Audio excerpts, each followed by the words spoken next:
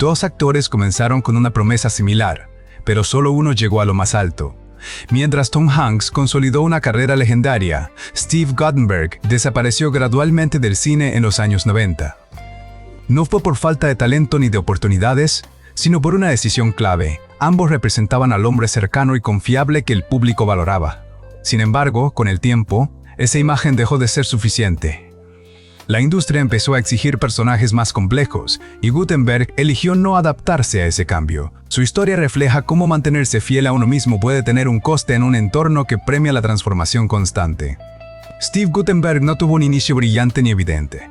Creció en Long Island y, como él mismo admitiría más tarde, no destacaba especialmente entre otros jóvenes actores. Sus primeros papeles fueron secundarios, y durante mucho tiempo aprendió más observando que protagonizando. Esa etapa le obligó a desarrollar paciencia y a entender el oficio desde dentro. El papel de su padre fue determinante. A diferencia de generaciones anteriores más distantes, él eligió estar presente. Cuando Steve, con solo 17 años, decidió mudarse a Los Ángeles, no encontró resistencia, sino apoyo. Su padre no le ofreció garantías, solo una idea clara: probar y asumir lo que venga después. En 1976 llegó con recursos muy limitados y un plazo concreto para encontrar trabajo. Lo consiguió en apenas 2 semanas.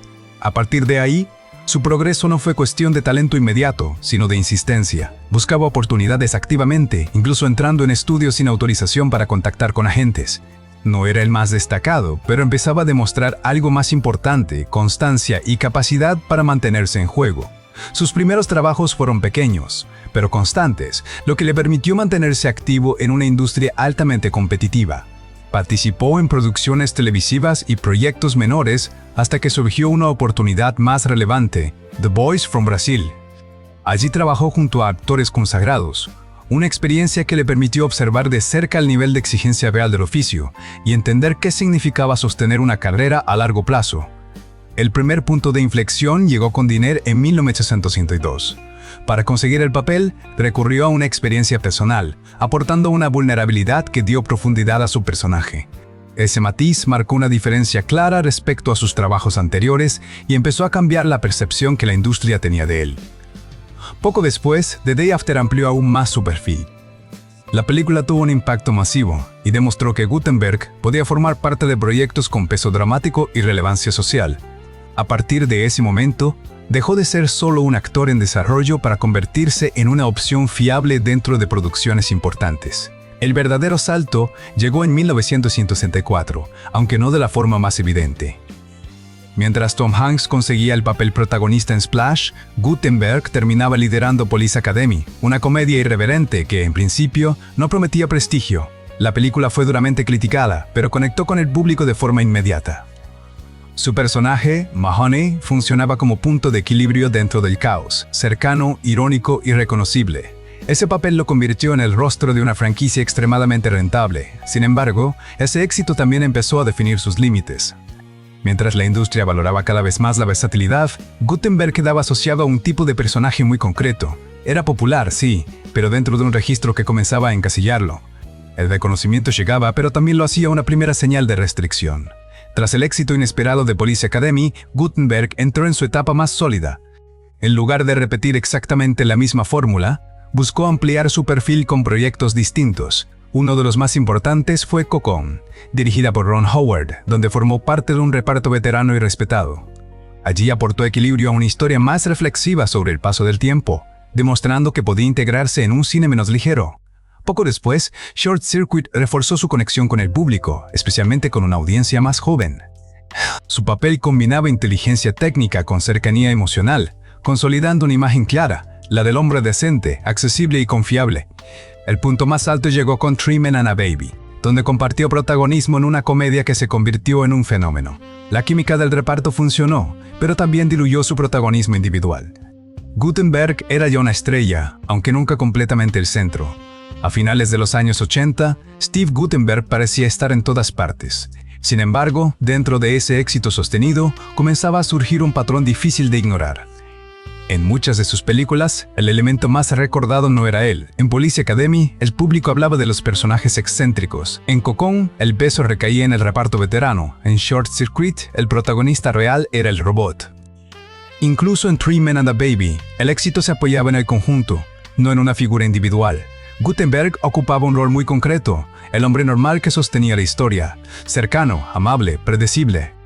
Esa consistencia, que había sido su mayor ventaja, empezó a convertirse en una limitación. No era una imagen construida para la pantalla, era una extensión de su propia personalidad. Y precisamente por eso, le resultaba difícil romper con ella cuando la industria empezó a exigir algo distinto. Con la llegada de los años 90, el contexto de Hollywood cambió de forma clara. Las historias comenzaron a centrarse en personajes más complejos, con contradicciones, zonas oscuras y conflictos internos más marcados. El perfil del protagonista evolucionó y con él, las expectativas sobre los actores. En ese nuevo escenario, la imagen de Guttenberg empezó a perder relevancia. Su estilo, basado en la cercanía y la corrección, ya no encajaba con la dirección que estaba tomando la industria. Mientras otros actores ampliaban su rango hacia registros más arriesgados, él se mantuvo dentro de un territorio que conocía bien. Intentó adaptarse a través de comedias familiares y proyectos más ligeros, pero ninguno logró generar el mismo impacto. No se trataba de una caída abrupta, sino de una pérdida progresiva de visibilidad. El cambio no fue repentino, fue estructural, y Guttenberg, en esencia, decidió no seguirlo. Con el paso del tiempo, las consecuencias de esa decisión se hicieron evidentes. Mientras algunos de sus contemporáneos evolucionaban y mantenían su relevancia, Guttenberg empezó a quedar al margen de los grandes proyectos. Su nombre dejó de estar asociado a estrenos importantes y pasó a formar parte de una etapa concreta del cine, los años 80. No desapareció por completo, pero su presencia cambió. Participó en producciones menores, televisión y apariciones puntuales, a menudo jugando con su propia imagen pública. En algunos casos, incluso aceptó papeles que reflejaban cómo la industria lo percibía, una figura ligada al pasado. Con el tiempo, él mismo reconoció el problema. Su resistencia a interpretar personajes más oscuros o moralmente ambiguos limitó sus opciones. Lo que antes era una fortaleza, ser el tipo agradable, empezó a interpretarse como falta de rango. No fue una caída dramática, sino una adaptación incompleta a un entorno que ya no premiaba lo mismo. A pesar de los cambios en su carrera, hubo un elemento que se mantuvo constante, la relación con su padre. Fue la figura que definió su forma de ver la vida, y en muchos sentidos también sus decisiones profesionales. Mientras Hollywood cambiaba, ese vínculo seguía siendo su punto de referencia.